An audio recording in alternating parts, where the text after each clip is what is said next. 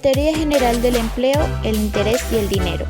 Documento publicado tras la crisis de 1929, conocida como la Gran Depresión, dio lugar a lo que hoy conocemos como Revolución Keynesiana. En su obra, Keynes argumenta qué relación guardan entre sí el empleo, la renta y los tipos de interés. El motivo por el que su obra provocó una vuelta de tuerca al pensamiento económico de la época fue la situación en la que se publicó. En su obra intentó, y de hecho lo consiguió, explicar cómo la situación económica que dominaba a los Estados Unidos se podría revertir con una serie de medidas. Dichas acciones trataban, en definitiva, de reactivar el crecimiento económico, alterando los factores que lo componen. Factores que determinan el crecimiento económico. John Maynard Keynes afronta en su libro lo que él entiende que son los dos problemas fundamentales por los que se produce una insuficiencia de demanda en los años 30 que impide salir de la crisis a Estados Unidos, el desempleo y la deflación. Y para combatirlos pretende estimular la demanda global.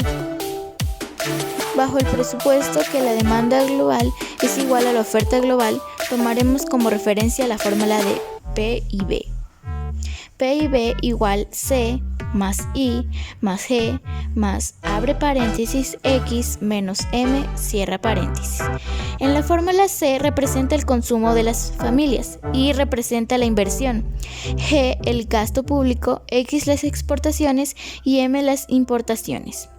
Así, para que el PBI aumente debemos, por lógica matemática, llevar a cabo una serie de medidas para que aumente el consumo, la inversión, el gasto público y las exportaciones netas, es decir, que aumente la diferencia entre lo que vendemos al exterior y lo que compramos del exterior.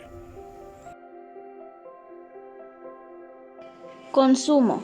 Según la teoría general, el consumo depende fundamentalmente de la renta disponible.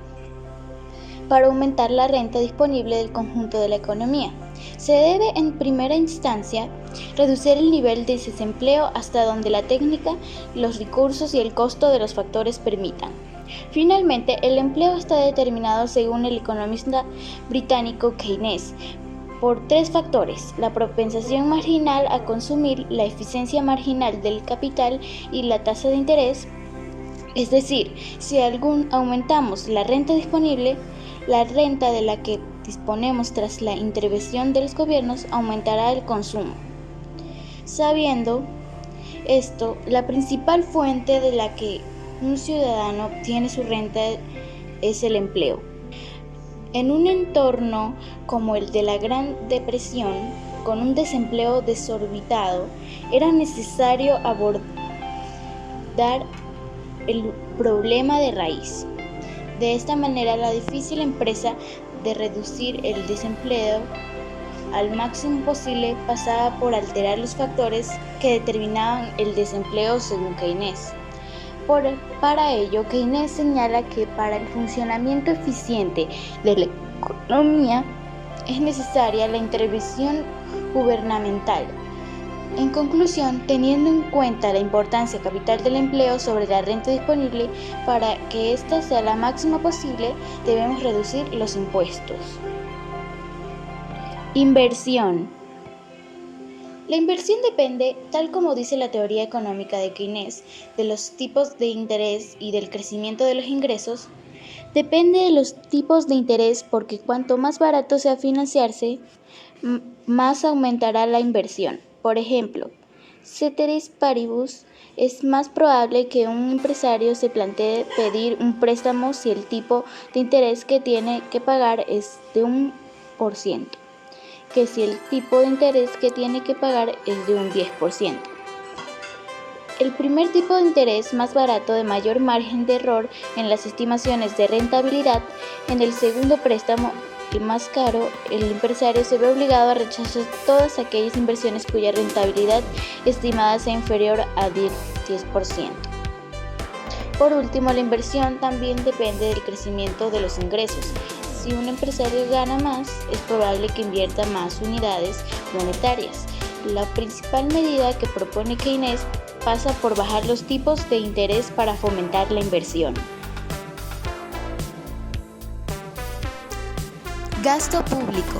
El gasto público o consumo incluye todo el gasto gubernamental de un país. Según Keynes, el Estado debería incurrir, si fuera necesario, en un aumento de déficit público, temporalmente para reorientar el crecimiento económico. A través de un aumento del gasto público, se contribuye a infraestructuras públicas como escuelas, hospitales, carreteras, red de telecomunicaciones, etc. Gracias a eso se reduce el desempleo, puesto que el Estado necesita mano de obra. Exportaciones netas. Por último, las exportaciones netas son la diferencia entre lo que vendemos a otros países y lo que compramos de otros países. Con el fin de aumentar las exportaciones netas, Keynes propuso devaluar el tipo de cambio, es decir, devaluar la moneda del país.